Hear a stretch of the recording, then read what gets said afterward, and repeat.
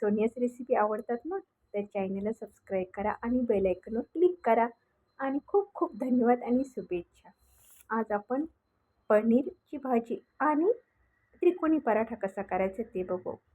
गव्हाचं पीठ घेतलेलं आहे. कलोंजी मी जवळजवळ 1 चमचा टाकलेला आहे. मीठ आणि कोथिंबीर टाकून घ्या आणि गव्हाचं पिठाचे चपात्यांचं पीठ जसं आपण मळतो सेम त्या टाईप मळून घ्यायचं आणि मुरण्यासाठी ठेवून देऊ. तोपर्यंत आपण पनीरच्या मसाल्याची तयारी करून घेऊ. 2-3 कांदे घेतलेले ते कट करून घ्यायचे. अद्रक, लसूण आणि कोथिंबीर आणि एकच टोमॅटो घेतला, कारण की आंबट भाजी नाही आवडत आमच्या घरामध्ये. की 2-3 माणसांचीच भाजी होणार आहे. कांदा, लसूण, अद्रक, टोमॅटो आणि 3 मिरी, 1 लवंग, 5 वेलची आणि दालचिनीचा छोटासा तुकडा. हे शिजून झालं की आपण मिक्सरमध्ये बारीक करणार आहोत. याच्यातलं पाणी घ्यायचं नाही. पाणी हे आपण नंतरनं भाजीमध्ये टाकणार आहोत. फक्त त्याचं मटेरियलच घ्यायचं आणि मिक्सरमध्ये बारीक करून घेऊ.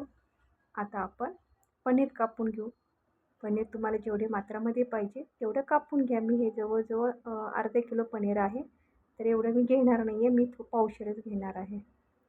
तेलामध्ये तमालपत्री, जिरे आणि मोठी वेलची घातलेली आहे. ते मस्तपैकी टाकले की आपण जे मिक्सरमध्ये बारीक केलं होतं मसाला तो बारीक टाकून घेऊ.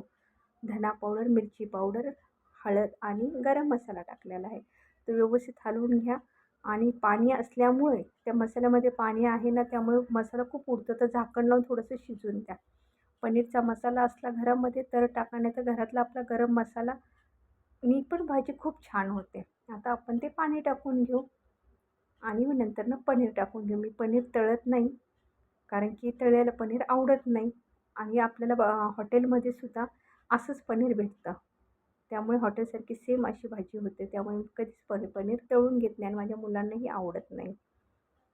आता तरी येण्यासाठी आपण मस्तपैकी झाकण ठेवू आणि त्रिकोणी पराठ्याची तयारी करू. माझ्याकडून कोथिंबीर राहिली होती म्हणून मला परत झाकण उघडावं लागलं आणि परत ठेवावं लागलं. आता आपण त्रिकोणी पराठ्याची सुरुवात करूया. बघा कशी तरी आली मस्तपैकी. तुम्ही घरी जरूर करा आणि मला कमेंट बॉक्समध्ये नक्की सांगा कशी झाली होती रेसिपी. आता चपातीसारखं लाटून घेतलेलं आहे आणि आतून तुम्ही तेल, तूप किंवा बटरही लावू शकता. मी गावरान तूप लावलेलं आहे आणि हाय त्याच लेवलमध्ये तुम्ही ती लाटून घ्या. गोल करायची नाही. हाय त्याच लेवलमध्ये छोटीशी. बघा मी कशी करते त्या पद्धतीने तुम्ही नक्की घरी ट्राय करा. कारण की त्याच्यामध्ये कोथिंबीर, कलंजी असल्यामुळे आपण जेव्हा तव्यावर टाकतो आणि तूप वगैरे लावतो किंवा तुम्ही तेल लावता तर इतकी मस्त होतं ना आणि खाताना पण खूप छान लागते. त्याची चवच वेगळी लागते. आपण हॉटेलमध्ये ह्याला खूप पैसे मोजावं लागतात अशा पराठ्यांना. तर तुम्ही घरी नाही, तुम्ही ट्राय करा घरी आणि मलाही सांगा की कसा झाला होता पराठा. पराठा आणि पनीरची भाजी एकच नंबर. आवडल्यास लाईक, शेअर, सबस्क्राईब नक्की करा. बाय.